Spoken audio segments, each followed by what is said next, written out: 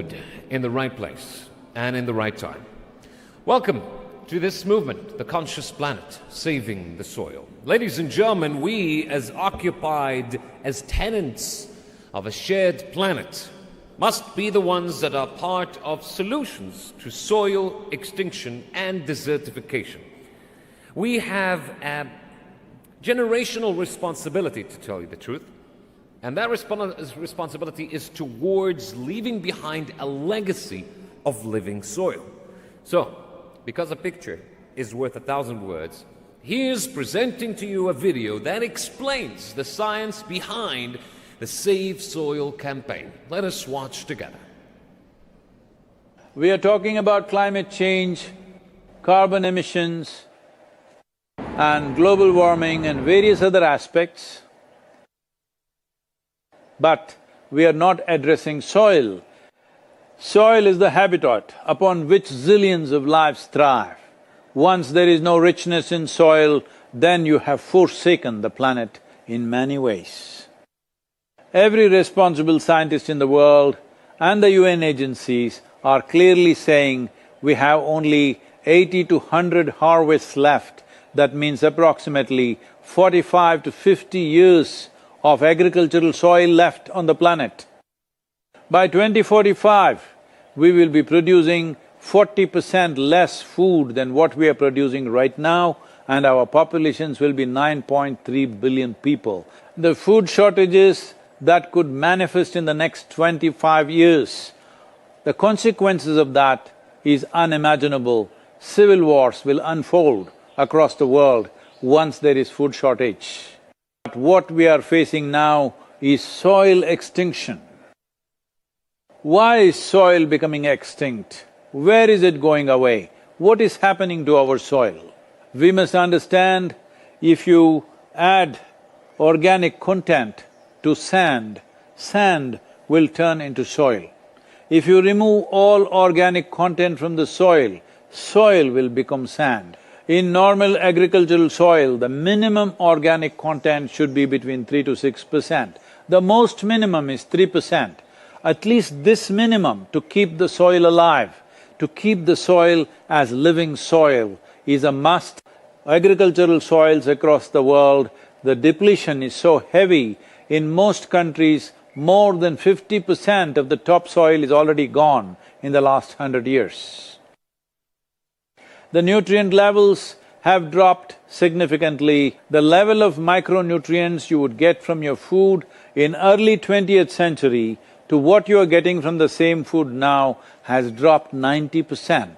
If you ate one orange in 1920s, what you got from it, now in 2020, if you have to get the same, you will have to eat 8 oranges. This is what we have done to our food.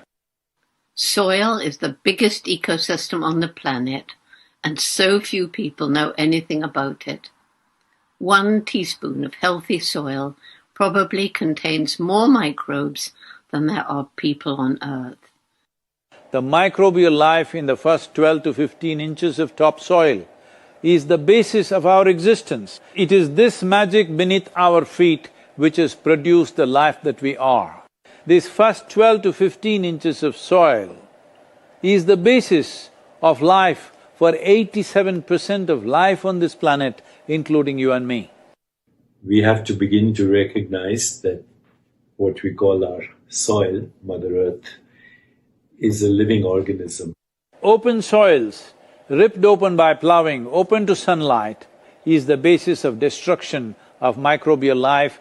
So the focus should be on agriculture, the focus should be on seeing that land is under shade as much as possible. Some kind of shade, grasses, herbs, bushes, trees.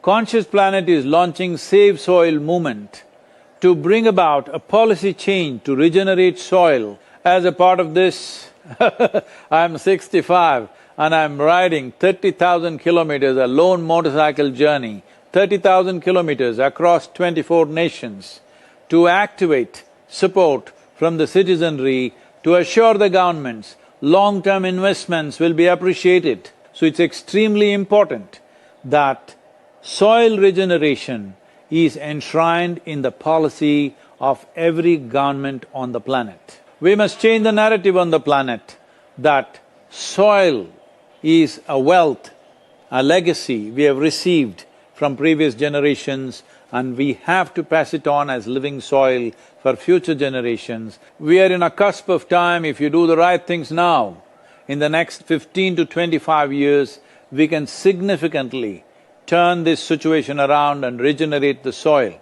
But if we allow this to progress like this for another 30 to 40 years, after 40 years if we attempt this, then it could take 150 to 200 years, because that much loss of biodiversity would have happened. From 21st of March for 100 days, the whole world, every human being on the planet should talk soil. So we must hear the word soil, save soil everywhere, to see that the narrative on the planet changes towards the most vital aspect of our life, the soil. Each one of you should reach as many people as you can to make this happen. Many global leaders and influencers are already participating in the movement. Be a part of this and let us make it happen. From my part, as much as I can contribute. بالعربي أنقذ التربة لنفعل ذلك على أرض الواقع بمبادرات عملية وجادة ملموسة الأثر. أنقذ التربة Save Soil. Sadhguru, and this campaign is so important. And our planet's future depend on it. Antigua and Barbuda is part of the Save Soil mission. We commend you for what you're doing.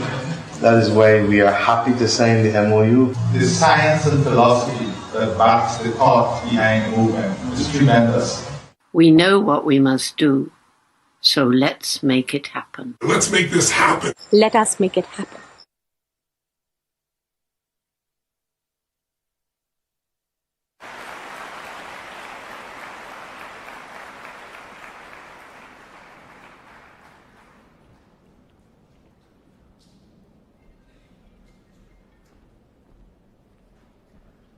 Look at those numbers.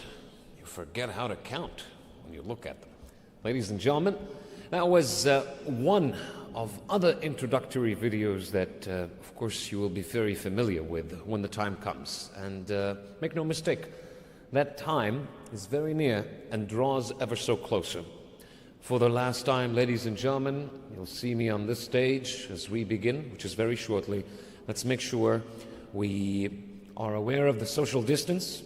We are aware of keeping our masks on at all times, and of course, have a very beautiful, promising evening. Thank you for making it here.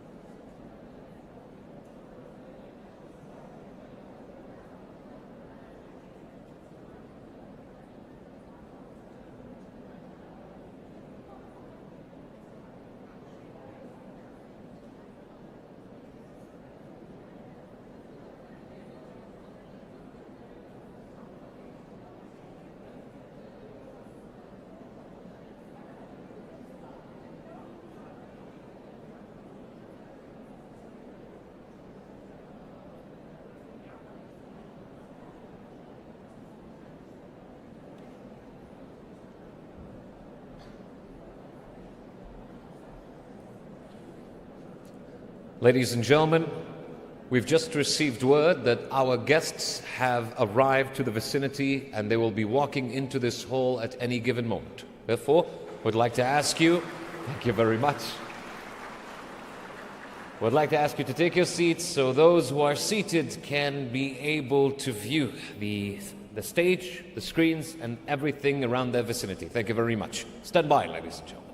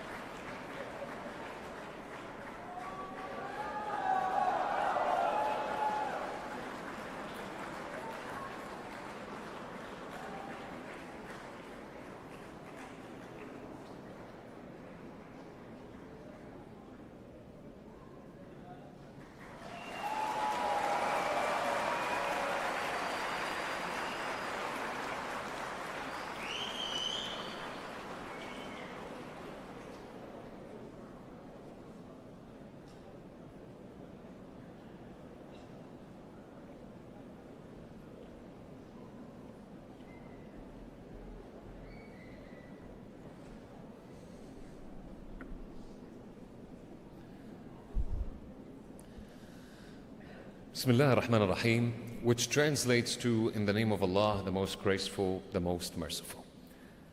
Your Excellency, Sheikh Nahyan Mbarak Al-Nahyan, Minister of Tolerance and Coexistence. Your Excellencies, distinguished guests, may the peace and mercy of Allah be upon you. Humbly, my name is Yusuf Abdul Bari. It is our pleasure to be the Master of Ceremony for this promising evening, the Conscious Planet Safe Soil Movement. Ladies and gentlemen, before we begin, let us now stand for a minute of silence for the loss of the late Sheikh Khalifa bin Zayed Al Nahyan. May Allah rest his soul.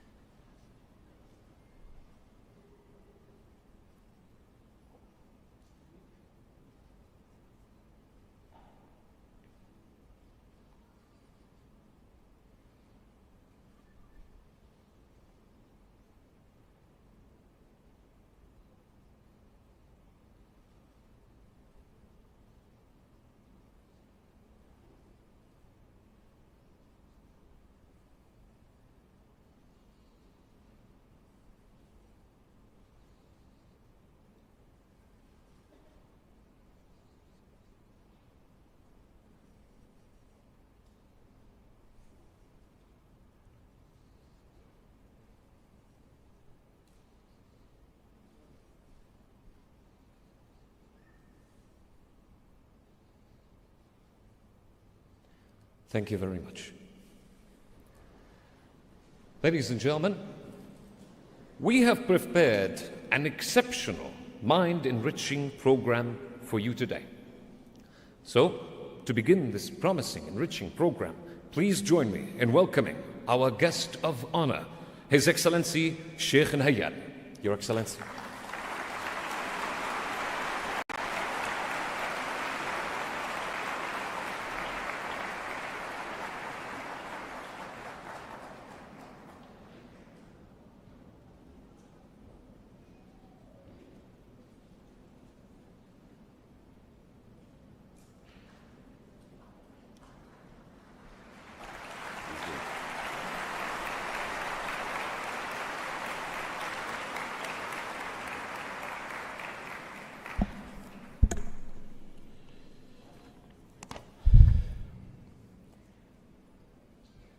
My dear brother Sadhguru, Your Excellencies, ladies and gentlemen, good evening. I am delighted to join everyone here tonight in welcoming my dear brother Sadhguru to the United Arab Emirates.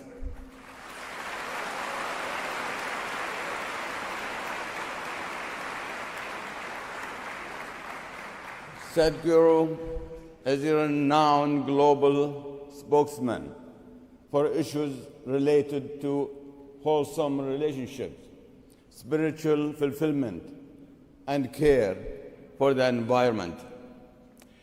These issues are so essential to a productive and rewarding life. Safe soil is surely a cause that we can all fully endorse. Sadhguru, your motorcycle ride through 24 nations in support of this cause of the Conscious Planet movement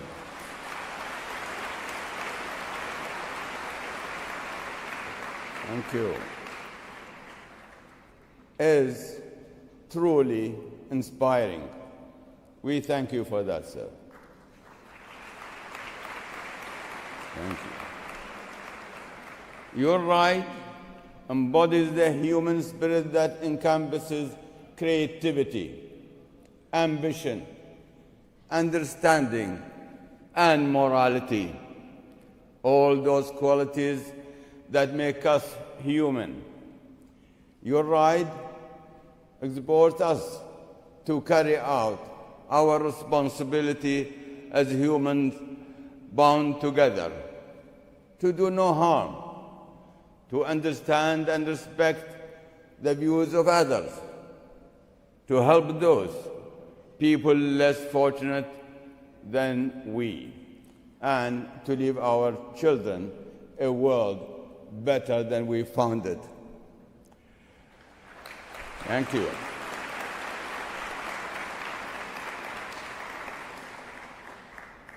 Dear brother Sadhguru, I would like to thank you for including the United Arab Emirates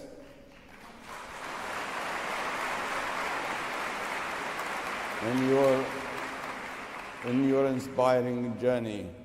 I know that everyone here this evening will listen carefully to your ideas, your wisdom, and will seek to integrate those ideas with their own experience, knowledge, and understanding of how they can promote the values of living in peace and harmony with our planet.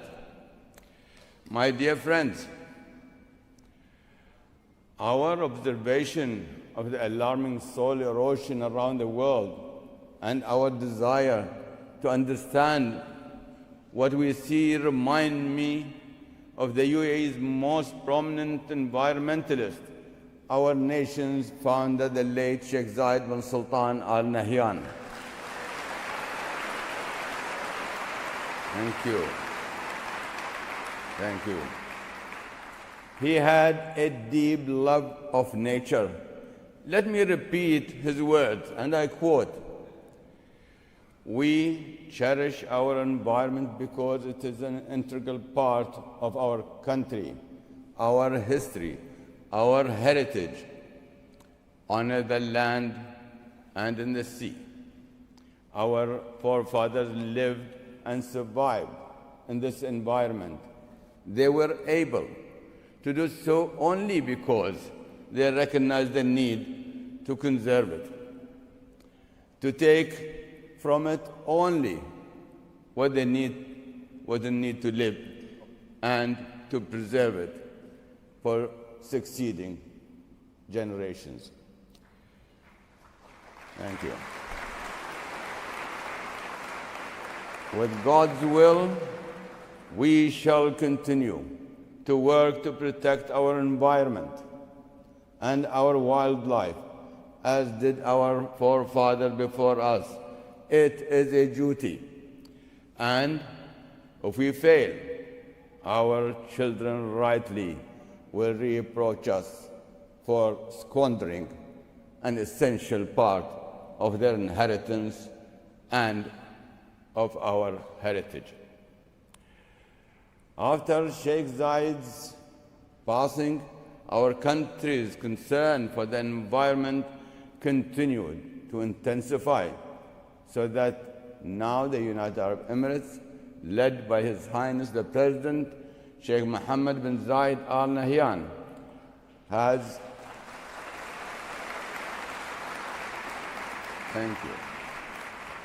established many environmental initiatives and organizations, to include the Ministry of Climate Change and Environment, which is cooperating with Asia Foundation in sponsoring this great rally.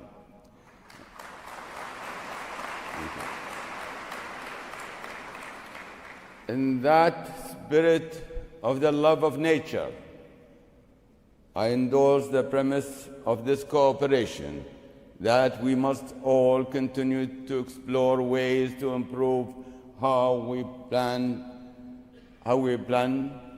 protect, and manage and use our natural resources. I also believe there is a strong connection between our spiritual values and how we care for the environment. Our spiritual values provide the moral imperative to ensure that all people in all countries can enhance the standard of living without acting in ways that will leave their future generations living and working in a barren environment.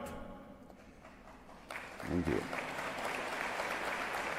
Thank you, everybody.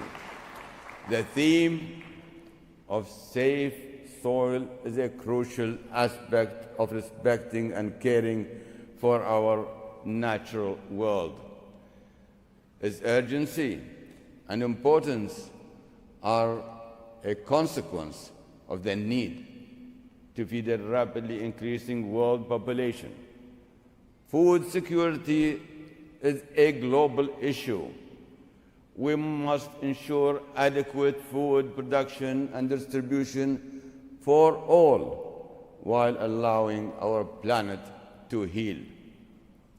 To do this, we must continue with our efforts to enhance our desire and ability to protect and preserve the soil. We need to work to improve our databases and to increase the scientific knowledge necessary to make informed soil policy decisions. A coordinated effort in all countries of the world is required. Research and technological innovation must be part of the effort. An education and training system that supports this important cause must exist. An orientation program for the general public is essential. And of course, peace and stability must prevail. Wars and conflicts cause environmental disasters of unimaginable dimensions. Let me close by noting that tonight's rally is also an opportunity to celebrate the strong relations between India and the United Arab Emirates.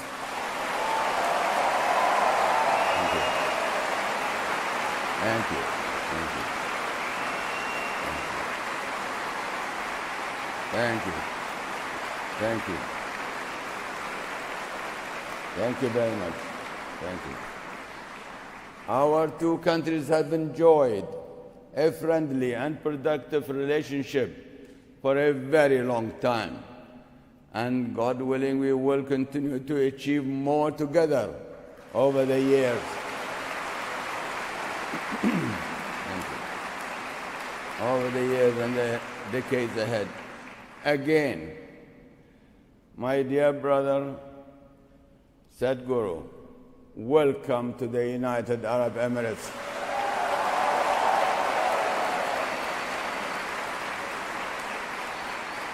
Thank you. Your motorcycle ride looks like it might be a lot of fun. It is great when you can do good and enjoy it at the same time, sir, which you have done so. My best wishes to you in your noble endeavor, sir, and my best wishes for a successful rally here this evening. God bless you all. Thank you.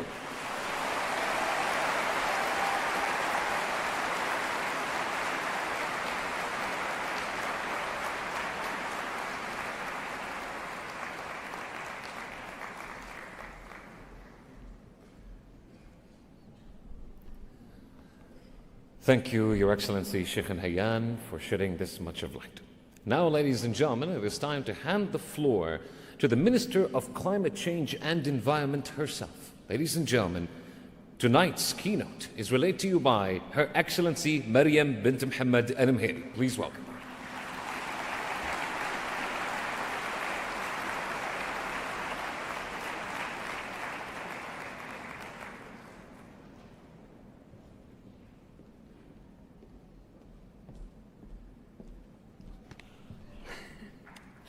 Wow.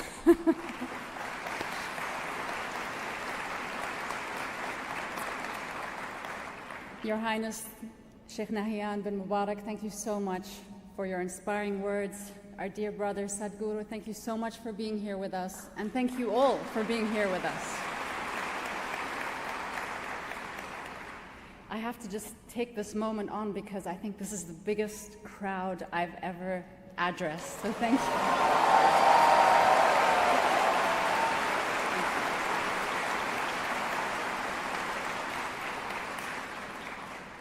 Thank you all for your patience. I know a lot of you have been waiting a long time to see our brother, dear Sadhguru. Thank you for being here with us tonight for this important event that really seeks to raise awareness about the importance of soil in our lives and inspire all of us to do our part for soil conservation.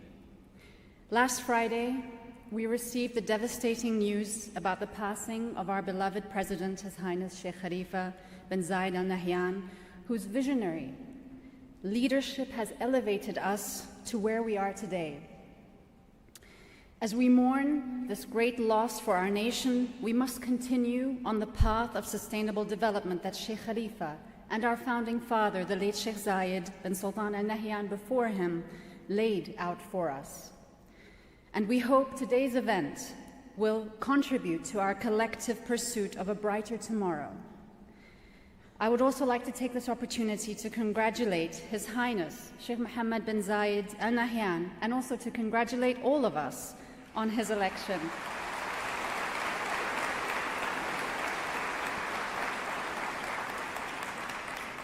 On his election as the UAE President, and we wish him success in his new post as he leads our nation on our continued journey of progress, prosperity, and stability. Sadhguru, just look at this crowd. You'll see it when you come on stage. Tonight we have the honor of having you here in the UAE. It's unbelievable when we know the facts that you're on a 100-day journey spanning 30,000 kilometers and crossing 24 countries, and through your solo motorcycle trip from London to the southern tip of India.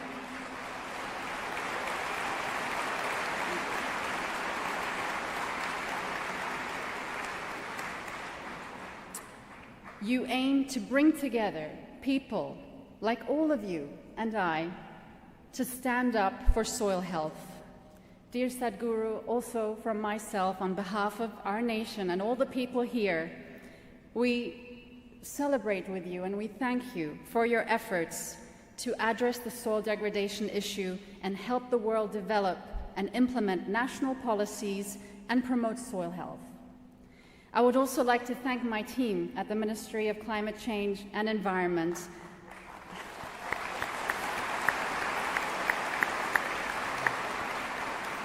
And the Conscious Planet Foundation for all their hard work in organizing tonight's event, and also the Dubai World Trade Center for hosting us here this evening.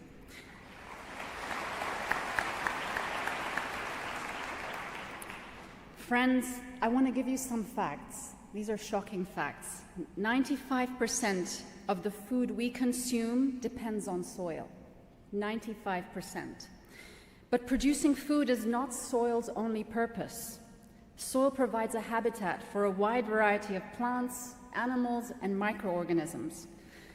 A fun fact, 1 teaspoon of soil can contain more organisms than there are humans walking on Earth. Soil also serves as the largest terrestrial carbon sink, which is basically a sink that absorbs CO2 from the air, in addition to a host of other ecosystem services. But our soil is under threat. Alarmingly, we are losing 1 acre a second. That's about more than half a football field per second that we're losing on a daily basis, every second. It's huge. 33% of the world's soil is already degraded. And if we continue like this, up to 90% will be degraded by 2050. And this will cost the global economy a whopping $23 trillion US. So to sustain soil's vital services, governments, NGOs, the private sector, food producers, food consumers, all of us must adopt a sustainable approach to improving soil health, preventing soil degradation, increasing carbon sequestration, reducing emissions, and keeping global warming below 1.5 degrees Celsius.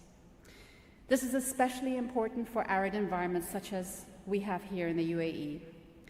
The need of the hour is a quick transition to sustainable agriculture and climate-resilient farming systems.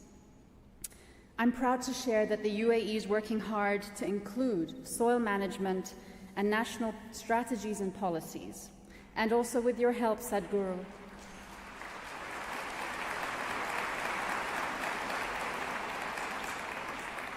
we will work together to do more, because we can always do more. We're also extremely excited that the UAE will be hosting the UNFCCC COP28 next year.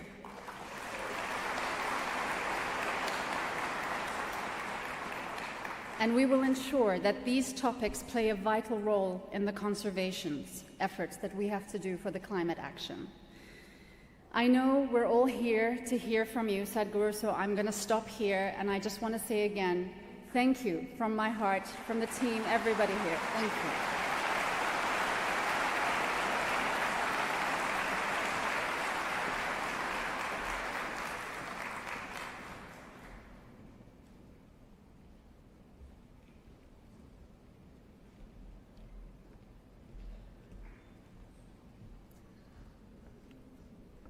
Our thanks for Her Excellency, shedding light on what the saving soil means and updating us on the current status of our present soil. Thank you very much, Your Excellency.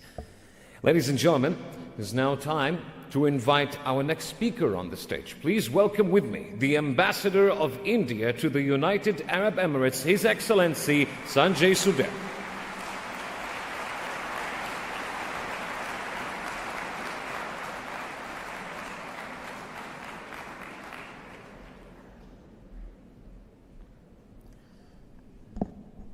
His Highness Sheikh Nahyan bin Mubarak Al Nahyan, Her Excellency Mariam Al Mehri, respected spiritual leader Sadhguru, and to all of you, Namaskaram.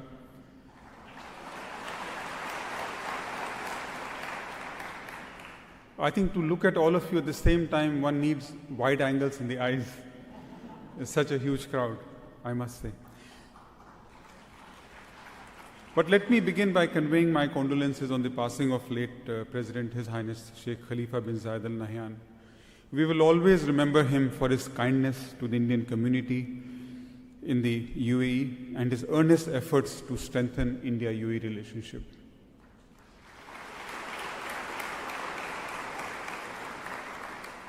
I also take this opportunity to congratulate and convey my best wishes to President Sheikh Mohammed bin Zayed Al Nahyan. The Indian government and the entire Indian community in the UAE wish him all success. We are confident, we are very confident that under his stewardship, India-UAE relations will achieve new heights. The comprehensive strategic partnership agreement signed by His Highness and Prime Minister Shri Narendra Modi in January 2017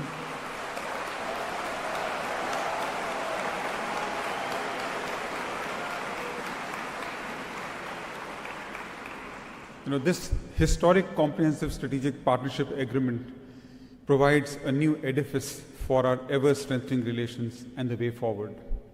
Today we are honored by the gracious presence of India's spiritual guru, Sadhguru. I'm really glad that he chose the UAE as a part of his 27-country, 30,000-kilometer motorcycle expedition. And I really wonder how he seamlessly transcends the material and the spiritual worlds at the same time. A highly revered yoga guru, Sadhguru has his way of reaching people's hearts and minds with his profound wisdom, regardless of age and cultures. I always look at him as a mystic who demystifies the most complex of things and has universal appeal, as we can all see.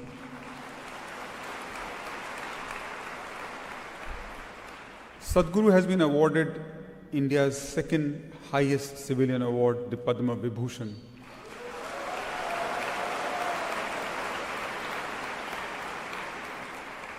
Actually, Sadhguru is a person who's beyond awards, I must say. And as you all know, and you would have been seeing in social media, in the press, that on his visit to the UAE, he is on a very important mission, save soil. In India, we revere soil as Dharti Mata, that is Mother Earth. And ever since he landed in the UAE, we can all see his missionary zeal to save soil. From planting mangroves along with Minister Al-Mahri, to signing MOUs, to visiting research centers, he has been doing it all. I asked him in Abu Dhabi that in the 26th of the 27 countries he plans to travel, whether his mission was a mission fulfilled. And his answer was that the narrative on saving the soil has certainly changed. The awareness is certainly at a different level, though there is still a lot more to be done to save soil. But I'm very sure that every person who has listened to his thoughts will contribute to save soil and will contribute to Mother Earth, Dharti Mata, and humanity. I think together, let us make it happen.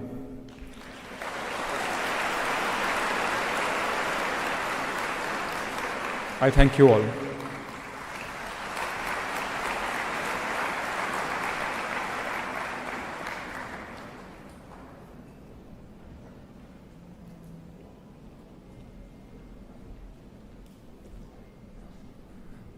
Our thanks to His Excellency Sanjay Sudhir. And now, ladies and gentlemen, because a picture once more is worth 1,000 words, let us watch the next video. I am soil, and I'm diminishing. I'm a natural wonder, providing you with food, clean air, safe water. I serve as the basis for your structures. Without me, human life would be unimaginable. Yet centuries of overuse have left me parched, starved of nutrients. 52% of me has degraded due to agriculture. And right now, 1 acre of me is lost every second. I'm suffering. And as a result, 2 billion people are suffering from nutritional deficiencies. The message is simple. You need me more than I need you. If I diminish, you die. But if I thrive, you thrive with better food, more water, cleaner air, a healthier environment, and a healthier life. Heal me to heal the planet. Civil wars will unfold across the world once there is food shortage. What we are facing now is soil extinction. The wise UAE leadership has long realized my vital role and made my protection, but it takes a village. Act now to save me.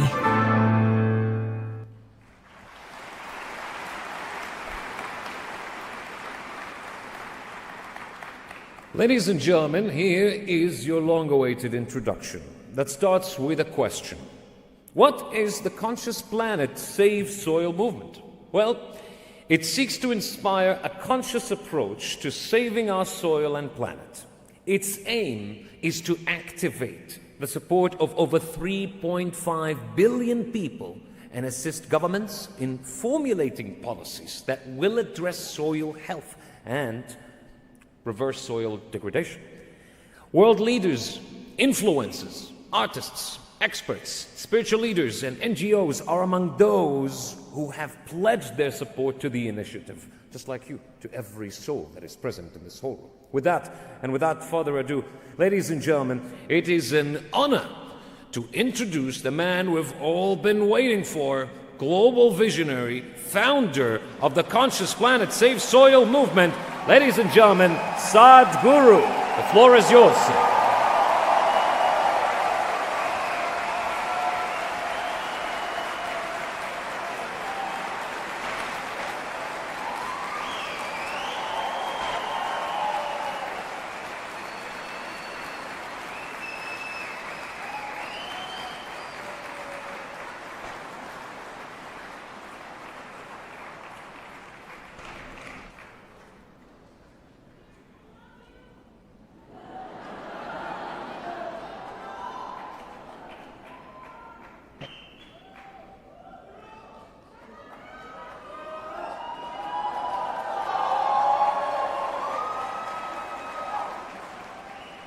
What's happening? Hello?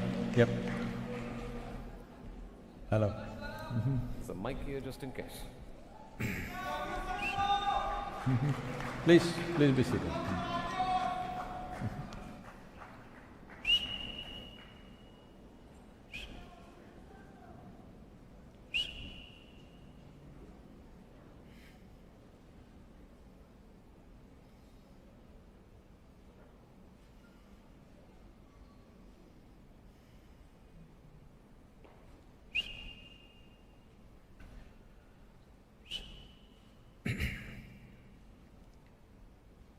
Kalo न जानति तव जननम् कालो न जानति तव समापनम् दृष्टो मया तव महाकारः योगेश्वर काल काल योगेश्वर काल काल. Namaskaram and good evening to all of you. I said good evening, huh? Yeah. That's better. Well, what is this chant about? This is to…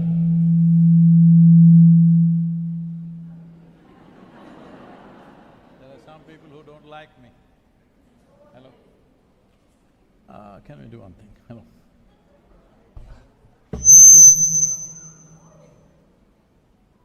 Hello? Hello, hello, is it okay?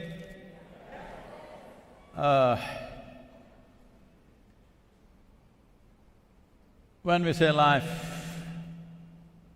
on a personal level, you may imagine many things as to what is your life. Essentially, what you're referring to as life, can we light up the people? I can't see them. Oh, that's better.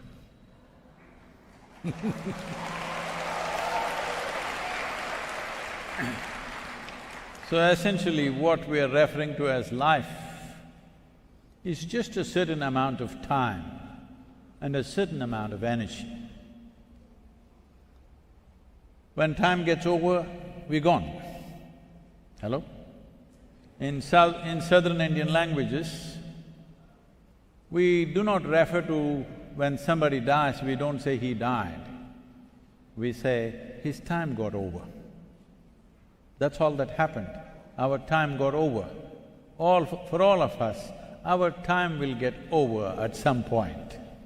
Right now it is ticking away. What is ticking away is not the clock. What is ticking away is your life. Those of you who are looking at me through your third eye, all the phone people, it's going straight on the YouTube, don't waste your time.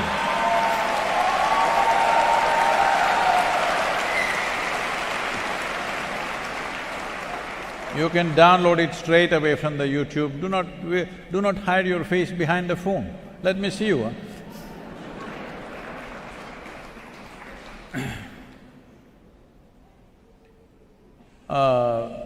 So time is rolling for all of us at the same pace.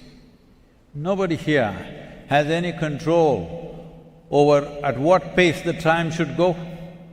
You can't slow it down, you can't roll it back, it's just going away. What's going away is our life, it's just going away. First of all, before I say all this, I just want to check, am I talking to mortal people or are there some immortal people?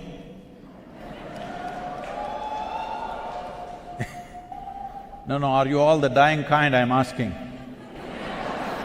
It's very important. It's very important because only the dying kind can live. Those who cannot die cannot live.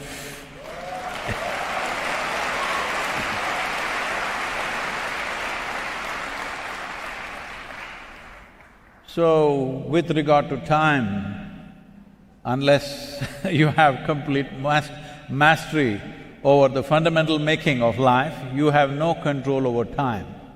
But how you experience time is a very relative process. Have you noticed, on a particular day, you were very happy? It happens sometimes? Only sometimes? Anyway, one day it happened, you were very happy. That day, 24 hours, poof, went off like a moment. Another day you were little in that mode, 24 hours feels like 10,000 years. Has that also happened? Oh. So time is a very relative experience. Only miserable people can have a long life. If you're very joyful, poof, it gets over before you know what happened. Yes, joyful people have a very brief life, but miserable people have a long life. At least it feels long.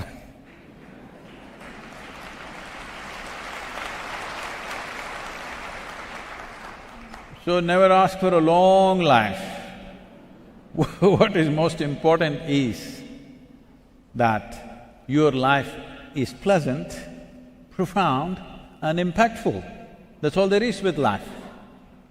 Your experience of life is pleasant, as profound as it can be, and in terms of activity you're impactful. If this needs to happen, don't try to manage time, because I know people have written books about time management. You don't have to do anything, it just rolls. You think you have to spin the planet to make the time go? Nothing like that, it's all happening. Only thing you have to manage is how you manage your own life energies. If you live at a certain level of exuberance and intensity, then in terms of both pleasantness and profoundness, you will be at a much deeper level. In terms of impactfulness also you will be at a higher level.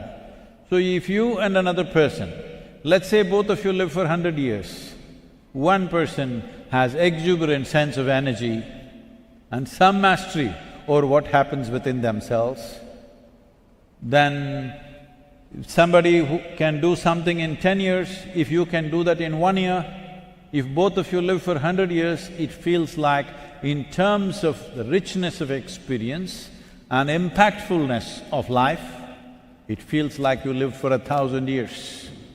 This you can do, that you can manage your energies in such a way that it's every moment exuberant, pleasant, profound and impactful.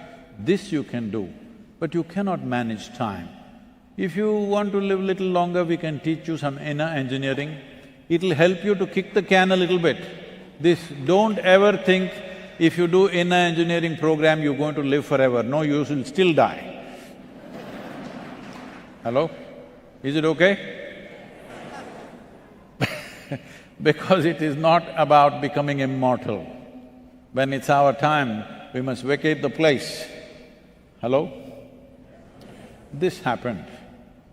In India, it's a tradition when somebody builds a house, a new house, they will always invite a yogi or a sage or a saint to come home and bless their homes. So, this is a rich family, they built a new house, so they invited a yogi. He came, they treated him not like a yogi, they treated him like a king. And everything happened. Time for the blessing came, after food is served, everything has happened. Then the husband and wife came for the blessing, and the yogi raised his hands and said, "First let your father die, then you die, and then your children must die." They said, "What? We treated you like a king, and now you're telling me my father should die, then I should die, then my children should die? What nonsense is this?" The yogi was surprised and shocked. Why? What did I say wrong? Is it not important that first your father dies, then you die, and then your children die? If you die before your father, that is not a good thing. If your children die before you, that is not at all a good thing. Natural order of things are like this. This is very important because most human beings are living here as if they're immortal. In their mind they may know that they will die one day, but intellectually they may know. As a living experience, they are not seeing that their life is just going away. If you are conscious that you are on a very limited lease of time, naturally you will organize yourself to do things that you really care for. Otherwise, you'll do all kinds of silly things that don't matter in your life because you think you have an endless amount of time. You have a limited lease of time.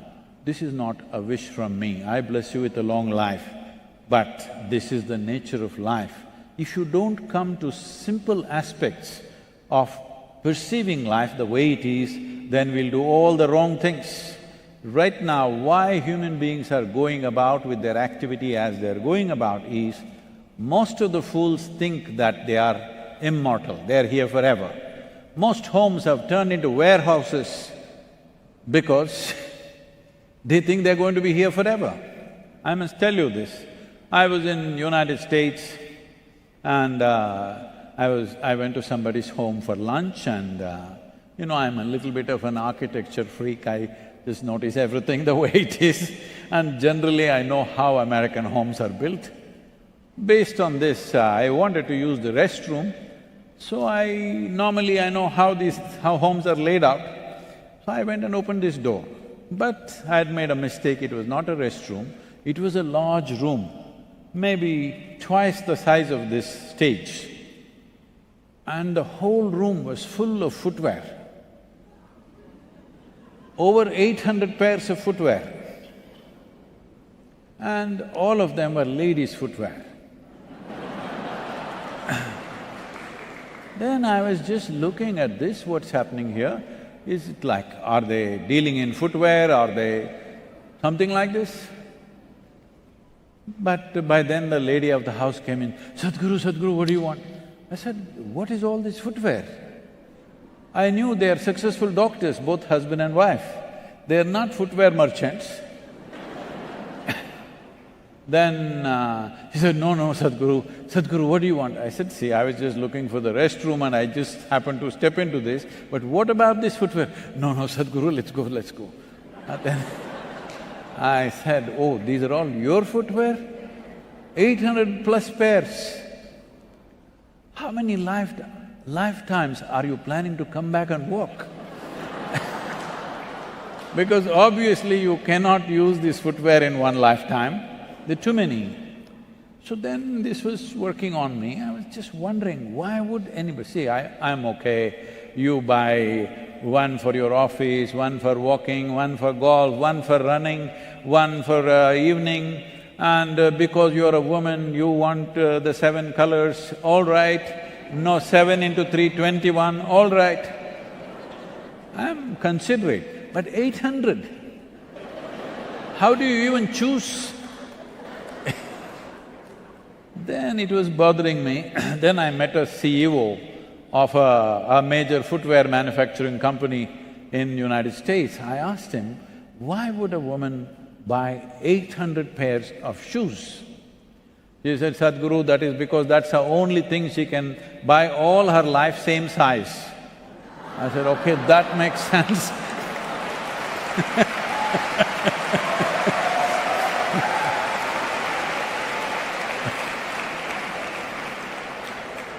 So, I think that is the thing, it's okay. So, what are we doing here? Why have we become the way we have become? See, I want you to understand, right now this destruction that we're talking about has not happened because there is some evil force sitting somewhere wanting to destroy this planet. There is no such thing. It's just human beings in pursuit of their happiness and well-being that we have done this. Every one of us, knowingly or unknowingly, involved in this destruction. We are all partners in this destruction. The only way around is we all become partners in the solution. There is simply no other way.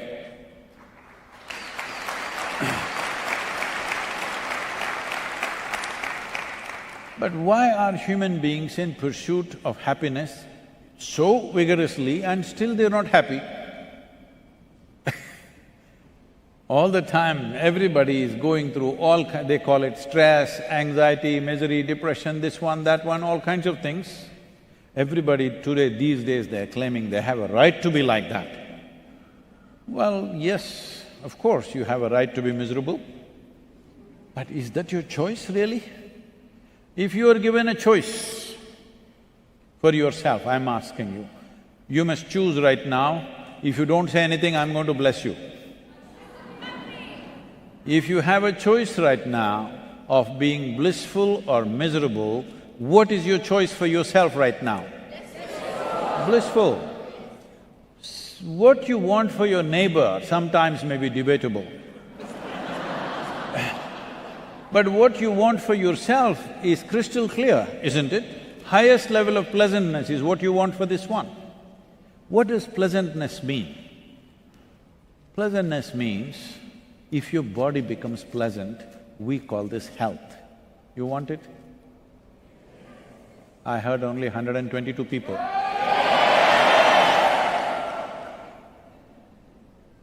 If body becomes pleasant, we call this health.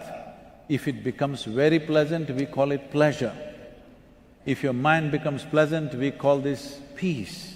If it becomes very pleasant, we call this joy. If your emotions become pleasant, we call this love. If it becomes very pleasant, we call this compassion. If your very life energies become pleasant, we call this blissfulness. If it becomes very pleasant, we call it ecstasy. If your surroundings become pleasant, we call this success.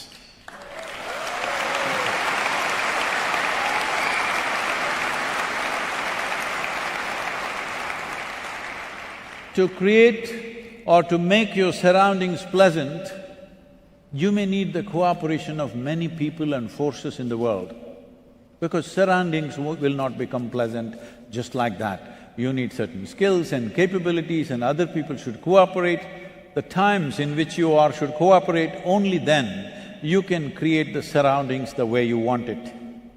But to make your body pleasant, mind pleasant, emotions pleasant, energies pleasant is 100% your business. Hello? So if you were really, really joyful, would you be in compulsive activity of wanting to do something crazy in the world? Hello? Really? Right now, in pursuit of happiness, endless amount of activity human beings are doing, whether it is needed or not needed. This is the whole problem right now. Everybody is on a mission, whether it's needed or not needed.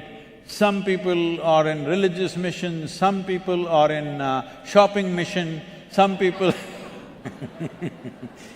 all kinds of missions, whether it is needed or not, you need to do it. This happened. You okay if I tell you a joke? You're getting serious. Don't be so serious, come on, hello? This is the biggest problem in the world. A whole lot of people are dead serious about themselves. Who I am, they're dead serious about that. See, this is a wrong order of things. First you must be serious and then you must be dead. Dead serious is a wrong order of things. And this is a serious problem. It's like this. See, in this cosmos, nobody knows where it begins, where it ends. Such a tremendous space. Nobody has figured out where it begins, where it ends. Neither the religious people nor the scientists have figured out where it begins, where it ends. In this limitless cosmos, solar system is a tiny speck. In that tiny speck, planet Earth is a microspeck. In that microspeck, Dubai is a super microspeck. In that, you are a big man.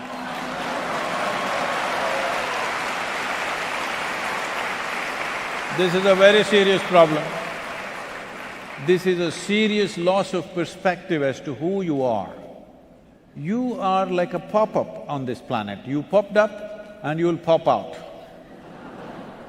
Yes, in the life of the planet, you are appearing for a couple of seconds and disappearing. And you are a micro speck of dust in this universe, but you think so much about yourself. This is the main problem.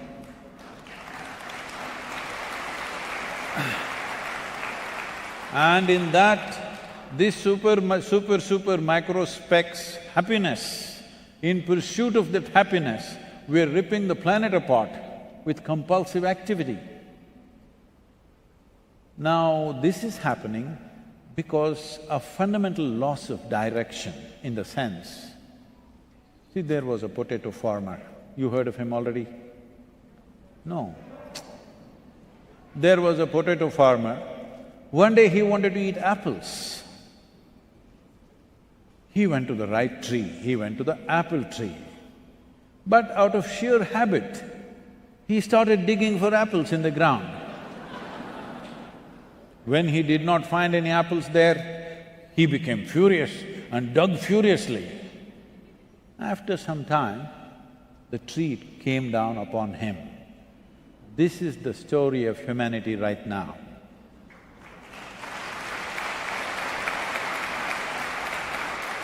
I'm asking you, whether you are happy or unhappy in a given moment, did it happen within you or did it happen outside of you? Hello? Within you. Pain and pleasure happens within you. Joy and misery happens within you. Agony and ecstasy happens within you. Just about anything that you can ever experience happens only within you. Right now, those of you who are at the back, can you see me? Even if you're not listening, can you see me? So use your hands and point out where I am. Now you're getting it wrong, you know I am a mystic from southern India. Now this light is falling upon me, reflecting, going through your lenses, inverted image in the retina. You've heard the whole story? So where do you see me right now? Within yourself.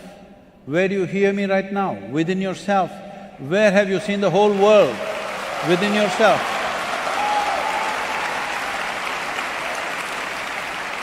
Everything, anything and everything that ever happened to you happened only within you. But now, you're in pursuit of happiness in the world, digging up the planet inside out. People were telling me that,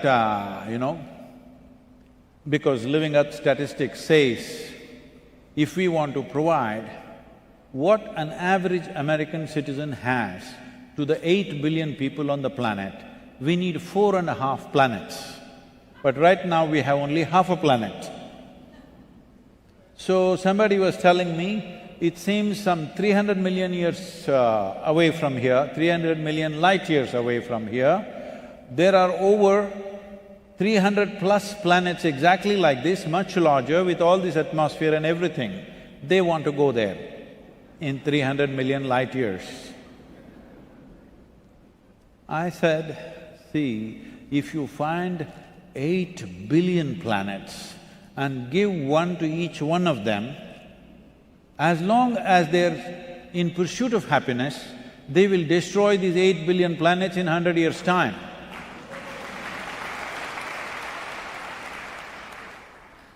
If you want apples, you must look up. If you want potatoes, you must look down. Yes or no? If you want comfort, you must look out. If you want joy, you must look in. Yes or no? This simple thing human beings did not get. They think they are going to squeeze happiness out of the world. Well, the planet is getting squeezed for sure. Happiness is not happening. As a generation of people, every one of you, you know more comforts and convenience than any generation ever knew in the history of humanity. Yes or no? What royalty could not afford 100 years ago, today average citizens have.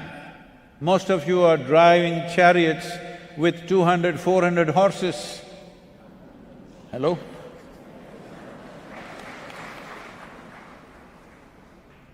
And especially women, I'm reminding you, because you're the shoppers, I'm telling you. Never before in the history of humanity was it this good for the female of the species, never before.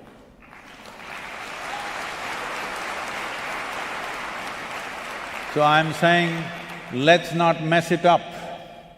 Let's not mess it up, because every responsible scientist is pointing that by 2045 we'll be producing 40% less food. We are once again driving towards famines. Famine is not a fancy thing. Wars are terrible, but at least in a war somebody shoots you dead, which is a great relief compared to a famine. A famine means it's a slow fade. You will die in 3 to 4 months, slowly, losing everything that you call as humanity within you as it progresses. Just 70, 80 years ago, there were famines almost everywhere in the world. In 1942, a famine in India took 3.2 million people in 4 months. In 4 months, slowly starving to death. This is the most painful way for a human being to die. But once again, with this level of organization, with this much knowledge, with this level of technology, with this level of knowledge dissemination happening, we are once again driving towards a famine. World Food Programme, UN World Food Programme is talking about at least half a dozen nations going into famine conditions this year. Last year they spent $9 billion distributing food. This year they want $15 billion. 2023, they want $22 billion to distribute food. How long will we run the world like this, that we will take aid and distribute it to people and out of that we will keep them alive? You have seen those scenes in televisions, if not in real, men and women and children grabbing for food from the trucks. Is that the way we want to live? Is that the way we want our children to live? It is intrinsic. This is not a philosophy, this is not an ideology, this is not a religion. It is intrinsic in every human being. You want your children to live better than you, yes or no? But right now, we are taking away the foundations, the possible good life for next generations, because if there is no rich soil, there shall be no food, there shall be no enough water, not even clean air to breathe, because all these are connected to soil. If you allow me the time, I can explain the science to you, otherwise we can make it available in some other way. But you must understand, soil is the basis of all this, and that nearly 52% of the soil is seriously degraded in the world. And this minimum 3% organic content that we are talking about, it is the minimum to call soil as soil. You've already gone through the video, I don't want to repeat facts, but anyway, just to tell you, the simple thing is this: if you add organic content to soil, if you add organic content to sand, it becomes soil. If you take away all the organic content from the soil, it becomes sand. Right now, that is what UAE is doing, adding organic content to the sand and making it into soil.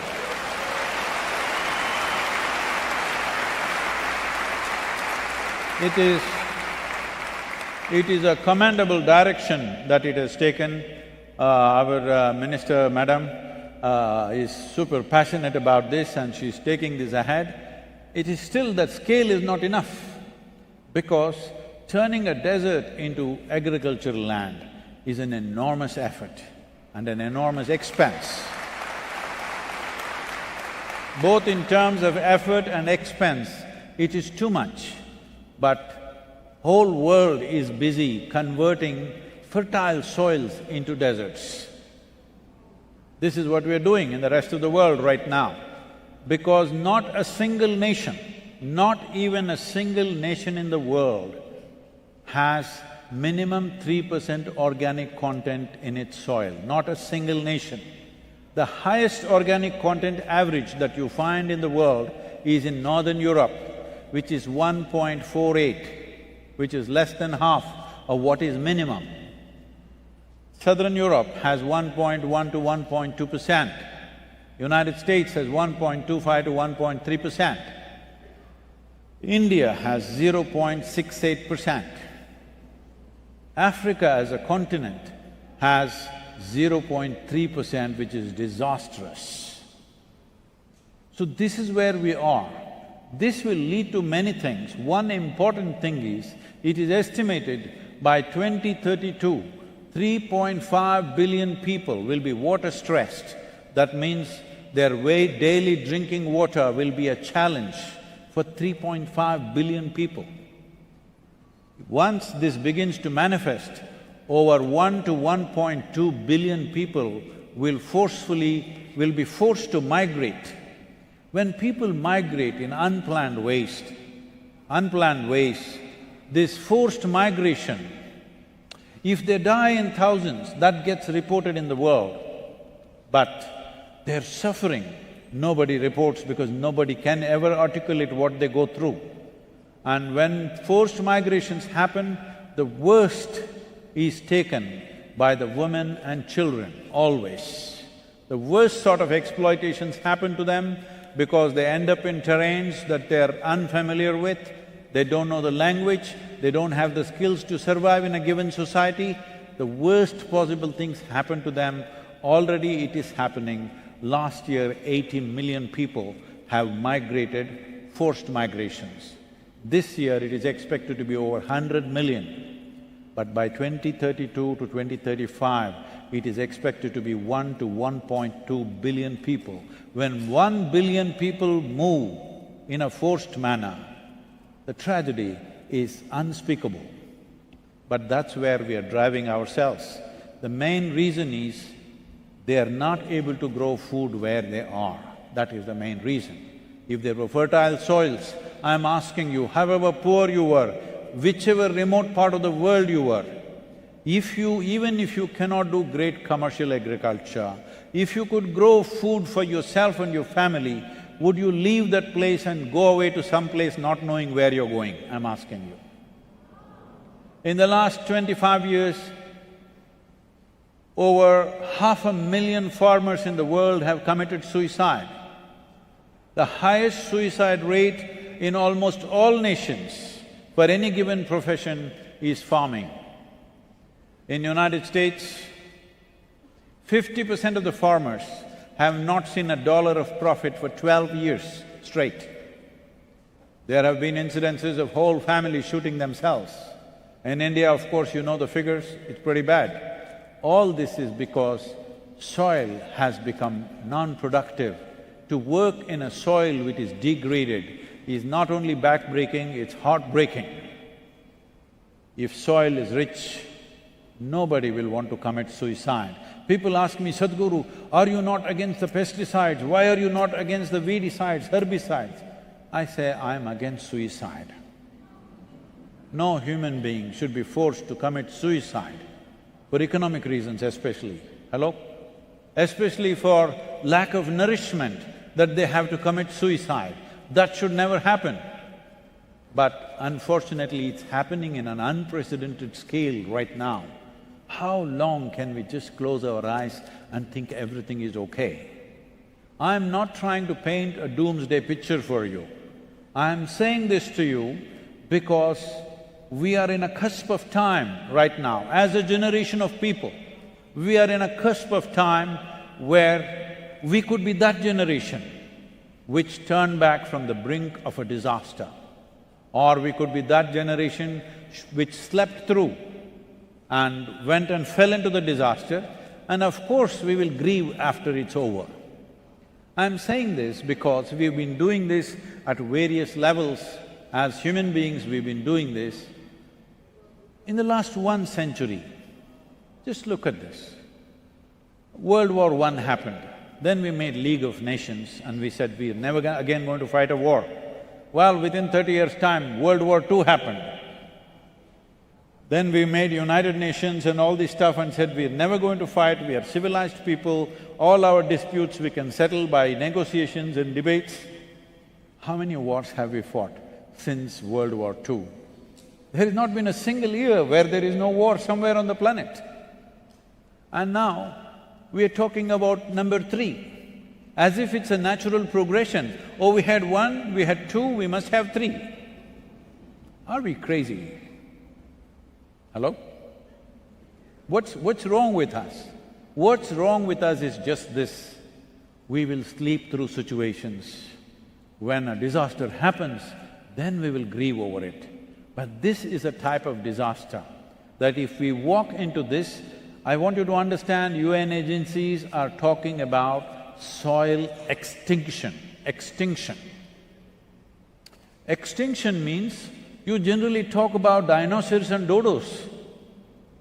We are talking about soil extinction. What is this soil extinction? How can it die? The simple thing is just this. In the first 15 to 18 inches of topsoil, which is the cream of this planet, it has taken millions of years to create this 15 to 18 inches of topsoil. This is the basis of who you are. This is the foundation of your life. The organisms which are here in zillions of numbers and millions of species, this is the foundation. This is the mother of your mothers. But that is what is dying. Why are they dying? Somewhere in 1918, a German scientist came up with nitrogenous fertilizers.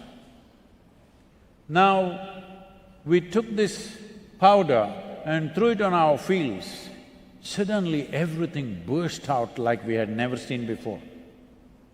In India, there are instances where our productivity or our yield of the crop went up 300%. So we thought this is magic powder, and it is magic. But you know, magic gets over. Hello? You've been to many magic shows, I'm sure, but magic always gets over, it doesn't last. So magic lasts for some time. And in this magic, what we did was, because our productivity went up and we wanted more and more, we removed all plant life because we wanted to plow every inch of the soil. We removed all animal life because machines came to do the work, which was so much easier to work with machines than with animals. So plant life went out, animal life went out. But we need to understand this. There are only 2 sources of organic content. This is one thing that must sink into you, because young people, you all think there is some technology, because somebody was telling me, Sadhguru, we can 3D print an apple and eat it. You can do it, of course, but where does the material for that come from? That comes from the soil. It cannot come from anywhere else. So, this organic content can come from only these 2 sources, plant life and animal life. Just look at anything that you call as agricultural field today. Is there a tree, is there a plant, or is there an animal on it? No, it's empty land, machines at the most. The problem with the machines is they don't shit. Yes, I want you to understand this. This is the nature of life. One animal or one creature consumes something, its waste is food for something else, or its body is food for something else. This is the cycle of life. You cannot break this chain. What you call as my life is one link in the carbon cycle that's going on this planet. And in this, the most important link is the soil, and that has worn down thin, so thin that it could make the whole life cycle collapse in a major way. So, this is not a doomsday thing, this is not a protest, this is not an agitation, this is not an angst against somebody, this is not out of resentment. This is an expression of our love and responsibility for our own lives, for the lives that are around, and for the lives that should be beyond us.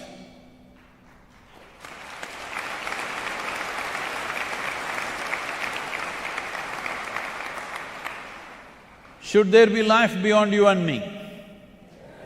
That's not… okay. Should there be life beyond you and me? If there has to be life, there has to be living soil. As Madam was saying, one handful of soil has 8 to 10 billion organisms in it, over 50 to 75 species in it, one handful. But today, on an average, according to UNFAO, on an average 27,000 species of organisms are going extinct per year. At this rate, somewhere between 25 to 40 years from now, it will start collapsing in a way that we can't fix it.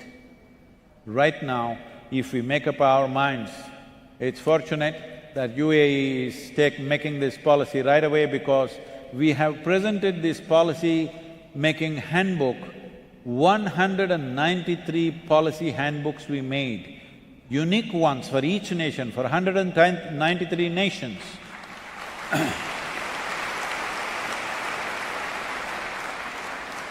For 193 nations, taking into consideration its latitudinal position, soil type, economic conditions and agricultural traditions of the given nation, we made these unique documents. It is in consultation with significant scientists in the world.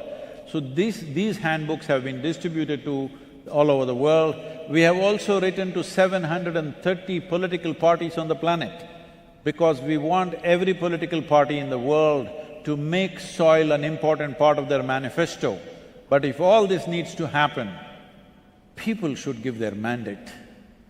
Till now, people are only asking for trinkets and they're getting that. Tell me in which nation has 60% of the population stood up and asked for long-term well-being of their nation? In which nation 60% of the population has stood up and asked for what about the future of our children? No, they're asking for, give us 1.5% of tax discount and they'll get it. We're asking for petty things and it is happening.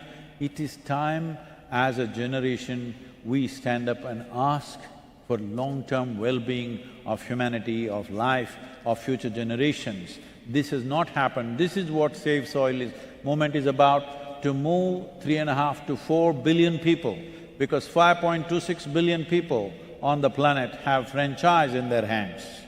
It's important at least 60% expresses their concern for soil and the well-being of our own future and future generations. This must happen right now. Since 21st of March, some of the metrics that we have are showing us a little over 2 billion people have spoken about soil. But this is not good enough, we want 4.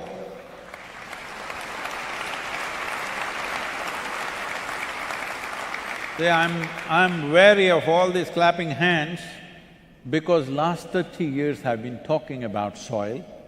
Whenever I speak about it, the people tell me, Sadhguru, this is wonderful, what…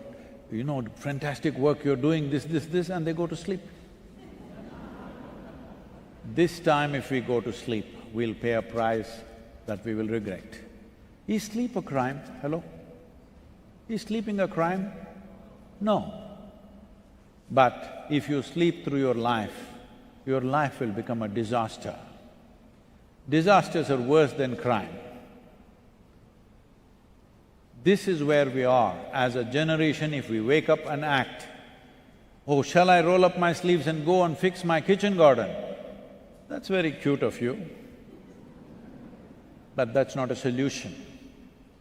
Me fixing my land, you fixing your land, that time is gone by. We should have done that in 60s and 70s. Now a time has come, unless there is a policy instituted and enshrined in every government on the planet, there is no solution, because 71% of the earth's land is farmed. 4.2% is paved because they are urban lands. 71% is plowed, 4.2% is paved.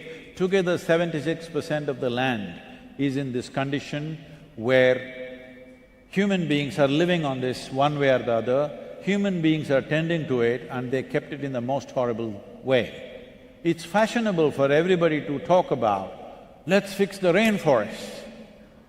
Obviously, they don't know what's a rainforest, they've never seen one, except in the movies maybe.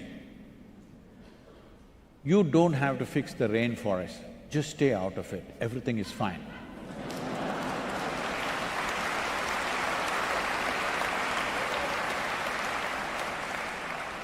But there are products, forest produce is there which we want.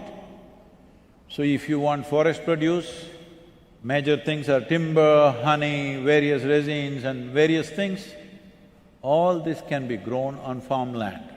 This is the transformation we're bringing about in southern India, what is called as tree-based agriculture, where farmers are beginning to earn 300 to 800% more than what they were earning about 7 to 8 years ago. This is important. It is very important that farmers should earn as much as an engineer or a doctor or a lawyer, otherwise everybody will pile up into cities. Right now, 72% of the world's investment is just in 31 cities on the planet. How do you expect anybody to live on the land? Everybody will be moving there. It's expected in India, 220 million people will move towards urban centers in the next 10 years' time. You know Indian cities, which city is capable of absorbing that kind of population? 62 to 63% of India's population is right now farming community. We have done some surveys and we find not even 2% of the farmers want their children to become farmers. In another 25 years, how are we going to feed these populations? This is not just an Indian phenomena, this is a global phenomena, because being on the farm is both back-breaking and heart-breaking and not remunerative. We have to make farming into a lucrative process. So this policy, I will not go into the details, financial details of it, this policy is an incentive-based policy, what we are asking for. One important thing that all of you should push for is, we must separate soil from other problems that we have. Environmental problems, global warming problems, yes, there are many problems. I'm not saying they are not significant, they are all significant issues, but you must separate soil from that, only then we can fix it. Otherwise, we will have more conventions and more conferences and more theses going on. This has been going on for a long time. If we don't act now, it'll be late. In another 20 years, it'll be very late. This is the time to act. Why I am asking for this is, I have looked at the European Common Agricultural Policy. It's very well-intentioned, very comprehensive, covering all aspects of the problem, but it's not implementable because implementation has to happen by the farmer. It is not going to happen because of a scientist or an academic. It has to be done by the farmer. So it is very, very important that implementation point is one-pointed and simple, that everybody can implement. So only thing we are asking for is to make a law that if you own farmland, you must have minimum 3% organic content. Without 3% organic content, your soil shall not be alive for today and for tomorrow's use. 3% is not the best thing, 3% is the minimum.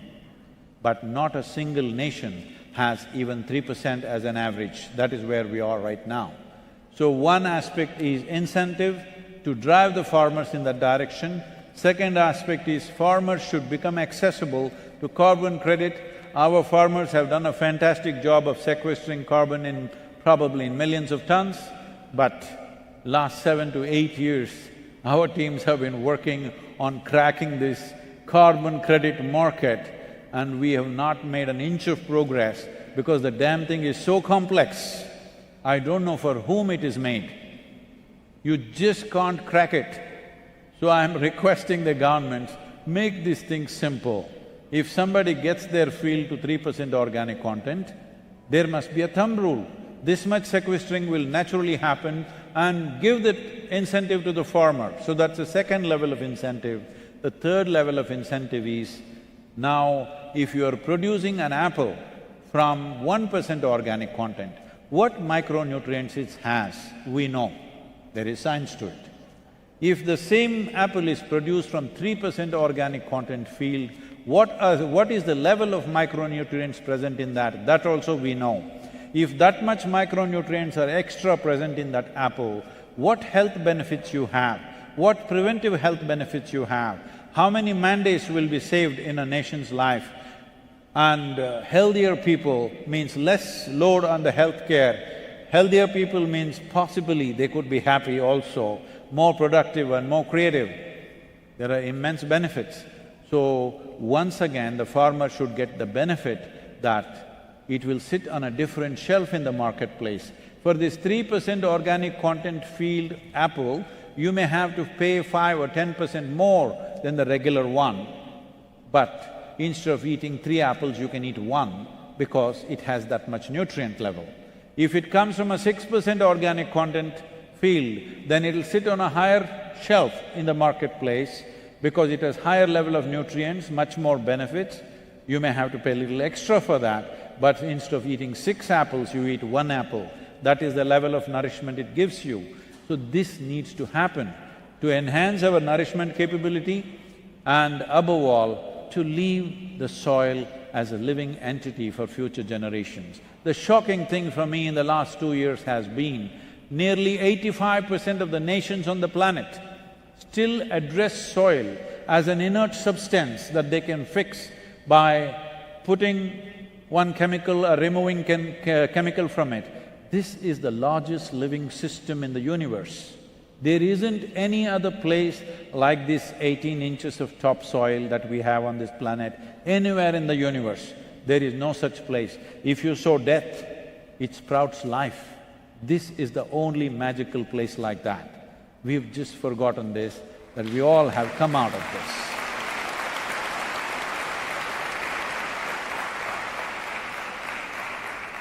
Who we are right now is a consequence of the life within the soil. But we are busy trying to do so many things. We are trying to help people who are not willing to be helped.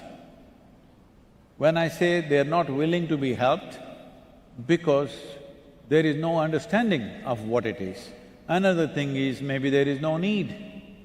There are so many things we are doing in the world, but if people have to live well, nutritious food, clean water, pure air, these 3 things if you maintain, how each individual lives, it's their problem. Hello? Somebody will live well, somebody will live miserably, that's their issue. That is something we can try to teach them, but that is their issue. But if you take away nutritious food, clean water and pure air to breathe, then we have taken away the foundations of good life. That is what we are doing right now. That is what we are driving future generations to be. And unfortunately, the future generation also calls themselves Generation Z. It scares me, it's the last alphabet. Please rename yourself with something, XYZ, but don't just say Z, it scares me, because that sounds like the last generation. No, life should thrive well beyond us. If this needs to happen, keeping this as a living earth is very important. It cannot be reduced to dead soil. Now, in terms of… oh, you're getting serious now. See, shall I tell you my problems? Hello? This is my problem. This problem started 40 years ago. One day, are there people from Mysore city? Oh, ಹುಟ್ಟಿದ್ರೆ ಹುಟ್ಟಬೇಕು ಕನ್ನಡ ನಾಡಿನಲ್ಲಿ.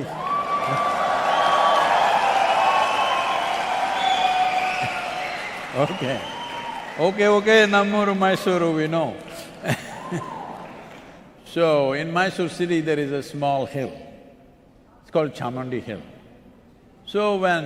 at least in those days, when we were young, When I was 8, 10 years of age, I trekked in this little hill. It was a Himalaya for me because I was 8 years of age. We camped there. As we grew up, we cycled up Chamundi Hill. When we want to test our muscles, we cycle up Chamundi Hill. Later on, when we want to test our motorcycles, we ride up Chamundi Hill. Ooh. Okay. And just anything, if you fall in love, you go up Chamundi Hill. If you fall out, you must go up Chamundi Hill. If you have nothing to do, you go up Chamundi Hill. So one afternoon, when I'm intensely involved in my business activity, I suddenly found an hour and a half vacant space, which was a very rare thing for me. Without even thinking, not even thinking that I want to go there, I just wandered up Chamundi Hill on my motorcycle. And I know the hill so well, I park and just climb a little bit and sit on a rock. Till that moment, I thought, this is me. You also think like that? This is me, this is somebody else. I have no issue with that somebody, but this is me and that's somebody else. Suddenly I did not know which is me and which is not me. What was me was just all over the place. Well, I thought this kind of madness lasted for 10–15 minutes, but when I came back to my normal senses, about 4.5 hours had passed. My eyes were still open. For the first time in my adult life, tears were flowing down to a point my shirt is all wet. And every cell in my body is dripping ecstasy, I'm totally blissed out. I'm a super skeptic. So I shake my head and think, what is happening to me? Have I gone off my rocker? And then I ask my closest friends, something is happening to me, I'm just blissed out, uncontrollable bliss happening. I said, come on, what did you drink? Come on, what did you take? Did you find the mushrooms that we've been looking for all our life in Chamundi Hill? I knew there's no point talking to anybody because there was no context around me. But I knew this much, I have hit a gold mine and I don't want to lose it because if I just sit here, I just explode. Then I experimented this for a few weeks and I realized, if I just keep my hands off my mind, every cell in my body bursts into ecstatic states. My whole body chemistry changes in a phenomenal way. Then as I did more things with it, I knew this is all it is. If I just keep a little distance from my psychological process, I will burst forth. Then I thought, this is it, I've discovered this. On that day, the world's population was 5.6 billion people. I sat down and made a plan. In 2.5 years' time, I will make the whole world blissful. It's 40 years now. 7 days of the week, 365 days, nearly 18–20 hours a day, I've been working non-stop. Today people say we have touched a little over 2.3 or 2.4 billion people. But that's not my… don't clap at my failures, come on now. I'm telling you my problem, don't clap and enjoy my problem. My problem is I will anyway die as a failure. As a blissful failure, but as a failure because populations have become 8 billion, I know many people are committed to their miseries. You can't help them. This happened. One day Shankaran Pillai. But he came to UAE also. Oh, this may be something that you do not know, but Shankaran Pillai had some children, you know that? He had children. One day he called his 3 boys and said, you good-for-nothings, go and do something good. Am I getting the accent right? Do something good. So, the boys had no idea what is good. They asked, Father, what is good? How do we do good? Then he said, go help somebody. How do we help anybody? They asked. What do we do? Society, suppose you see an old woman on the street, help her to cross the street, at least do that much good. So the boys went out, full-spirited. Then after a few hours in the evening, they came back and Shankaran Pillai asked, "Did you do something good?" They said, "Definitely." So he asked the first boy, "What did you do?" He said, "I helped an old woman cross the street." "That's wonderful, my son. What did you do?" He asked the second son. "I also helped the old woman to cross the street." Is that so? He asked the third guy, "What did you do?" He said, "I also helped an old woman to cross the street." "What? All three of you helped an old woman to cross the street? There were three old women?" No, father, even we could not do it. We invited our cousin Ramu also to come. 4 of us together helped one old woman to cross the street. He said, "You good-for-nothings, are you not ashamed? Does it take 4 people to help one old woman to cross the street? Oh, father, you don't know how stubborn these old women are, she didn't want to cross."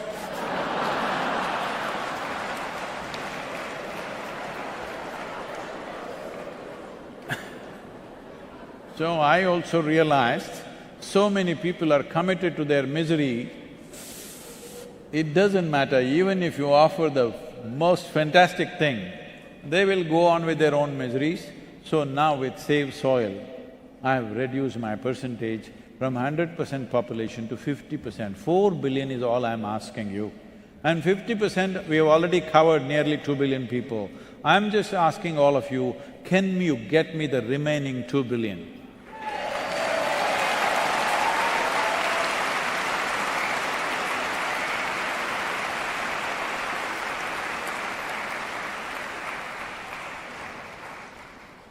Is this just a clapping hand or is it a working hand? Will you make it happen? So how do I make it happen? What do I do?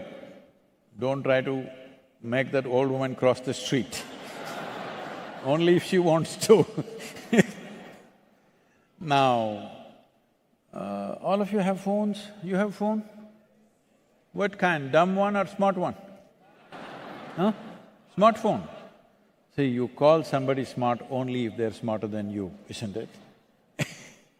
That's good. Now that you have a smart companion in your pocket, it is very difficult to get a smart friend, somebody who is smarter than you, it's hard. But now you have a smart friend in your pocket, you must do something smart. No, but you like to send some silly messages, it's okay with me. Little bit of silly messages you can send, but you must use it in a smart way because what you have in your hand is a powerhouse.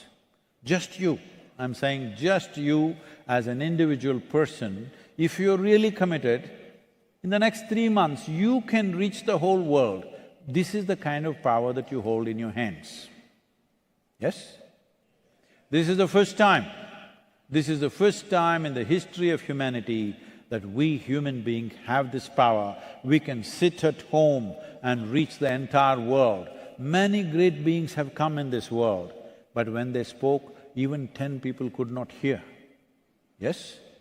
Now you are made like this, you have technologies and platforms that if you are willing, you can reach the whole world.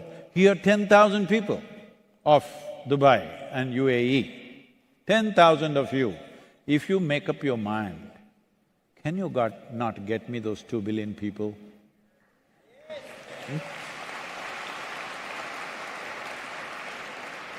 Sadhguru, we will support your Save Soil mission. No, did I say I own this planet? It is your Save Soil mission, not mine. Hello?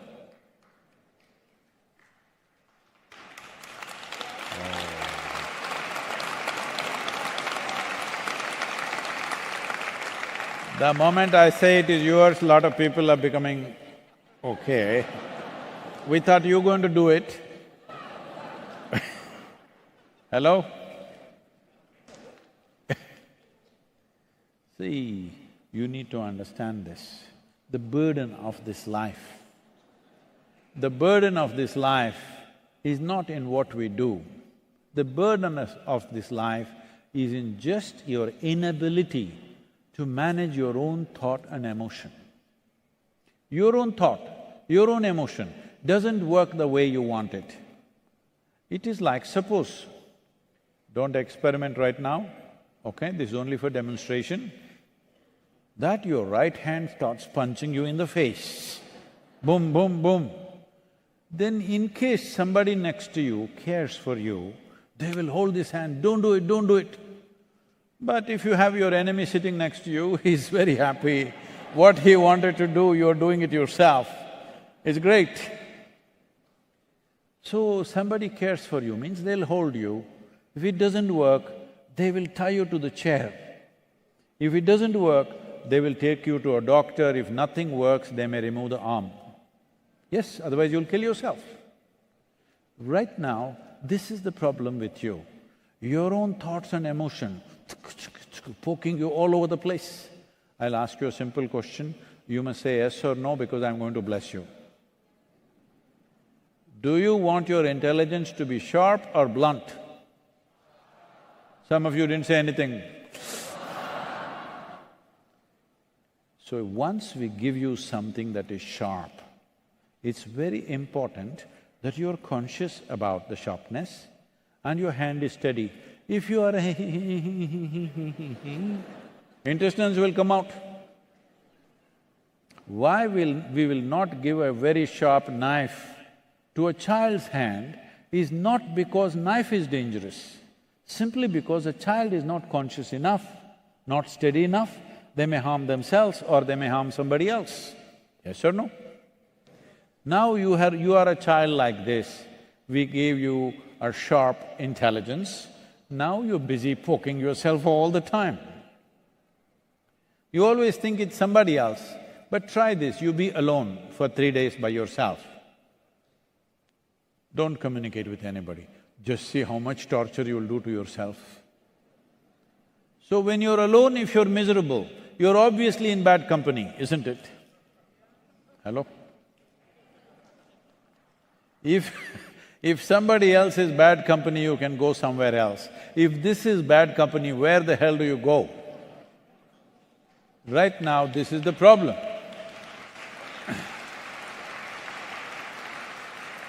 This is the problem right now, that you yourself are an issue. So you cannot attend to any other issue. But this much you must do. There are 1,000 issues in the world. Everybody around you could be an issue, but you should not be an issue in your own life, isn't it? Right now, this is the problem. We have still not learned even how to use and thought and emotion for our well-being. It is torturing us all the time. This is because you know about evolution? Hello?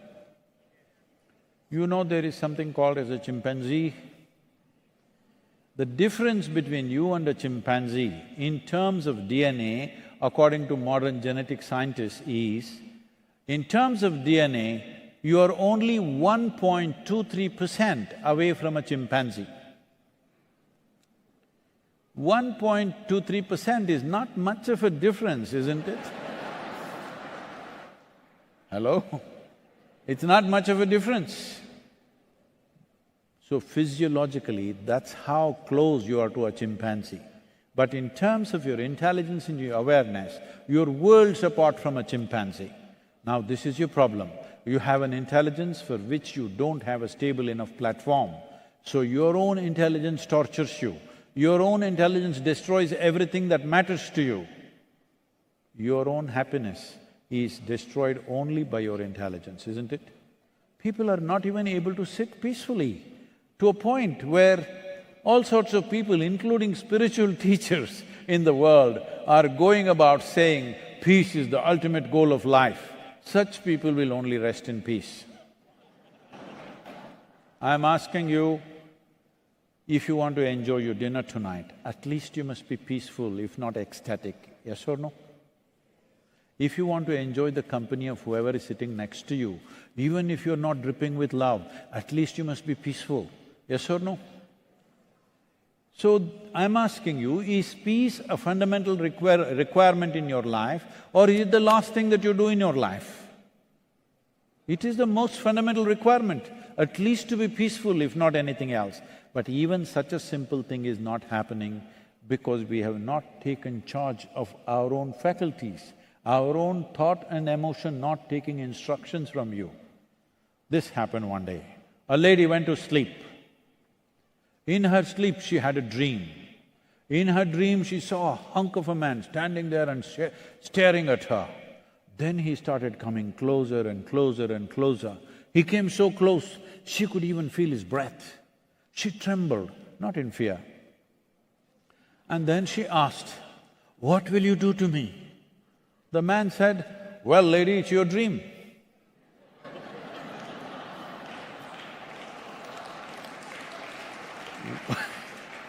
What is happening in your head is your dream. Right now, the problem is not that life is not happening the way you want it, even your dream is not happening the way you want it.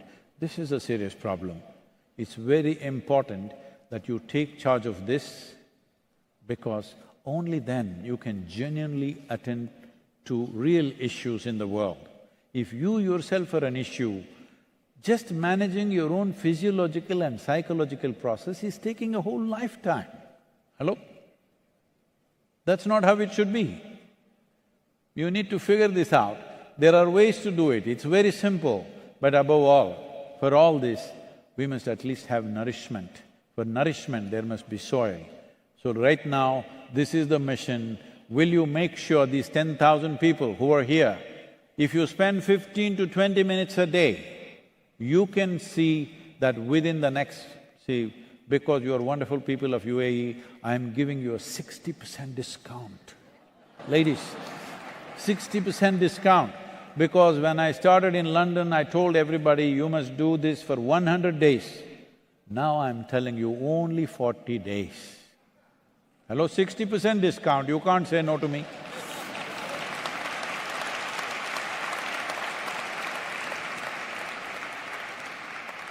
Isn't there some other way to do it, Sadhguru?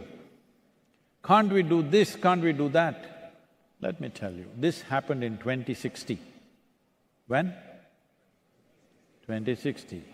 Hey, when I want to tell you a story, you must have right it happened. This is not once upon a time story. This has happened in 2060. Hello? This happened in 2060. A few scientists in the world sought an appointment with God and they got it. You can't do the same thing for everything. And they got this appointment and went there to meet him. Then they said, "Hey, old man, you done really well with creation, but today everything that you can do, we can also do. Time you retire." God said, "Oh, is that so? What is it that you can do?" They said, "Look at this." They dug up a little bit of soil, made a vague image of a human child, they did all kinds of things. Within a few minutes, the child came alive. God said, "Oh, this is very impressive, but first get your own soil. There is no substitute for soil. Save soil, let's make it happen."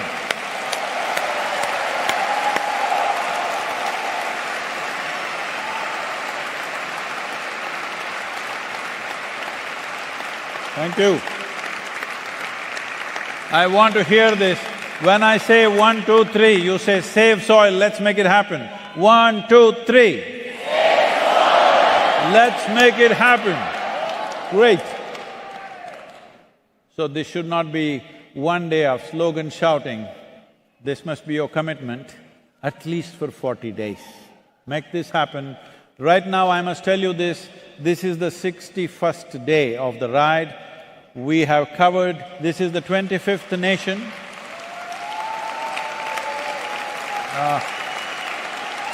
One second. Oh. This is the 25th nation, and among all the other nations which have expressed their intent of being part of Save Soil by signing MOUs and making declarations. This is the 74th nation with which we have signed this.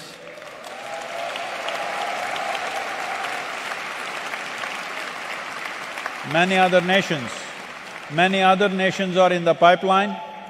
If you raise this for the next 40 days, if you make the world talk about soil, they don't have to talk about me, they don't have to talk about this, they must talk about soil.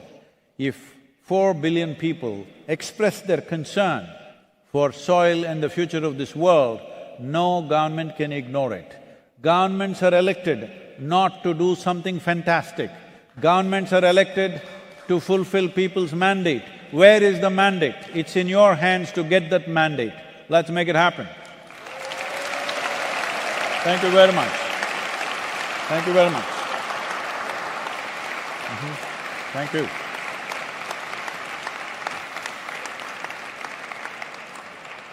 I thought I will walk through you if you don't mob me, especially the Indian people, if you don't pull my legs.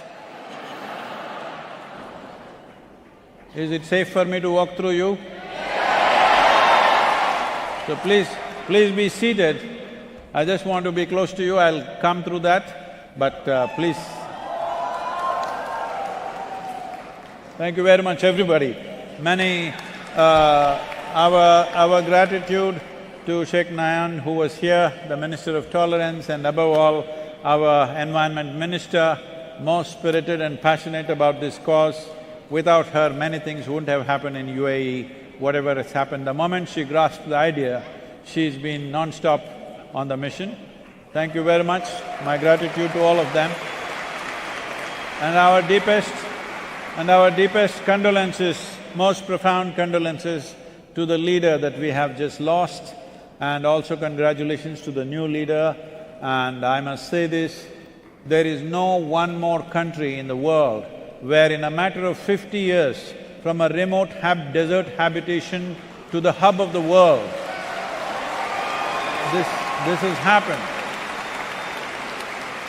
This has happened because of the visionary leadership, and I'm sure this visionary leadership will also make UAE into an eco-hub for this region. That's what we are looking at. Thank you very much. Our thanks to Sadhguru, ladies and gentlemen. Thank you very much. Oh, this doesn't look like I can walk through this.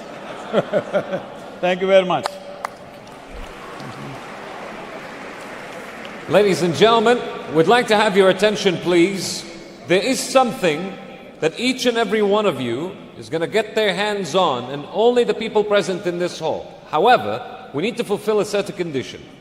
Now, you're going to see a QR code appear here on the screen. This QR code is the 20th of May marks the 61st day of Sadhguru's iconic 100-day journey across the world to expedite the awareness of and the restoration of soil health. 61 days, braving relentless storms and rain and snow and mountainous terrain and sandstorms. Now, starting from London, crisscrossing through Europe, Middle East, and now he made it here to Dubai. In order to see this whole journey, we'd like you to scan this QR code on the screen, and you'll have this whole journey illustrated into your phone. Now, ladies and gentlemen, with his arrival here, as easy as it was, let us ensure it's an easy go out, and after that, we have to clear this place for the upcoming event. They deserve the same fairness. Sadhguru, we thank you very much, and all the light to bless your way.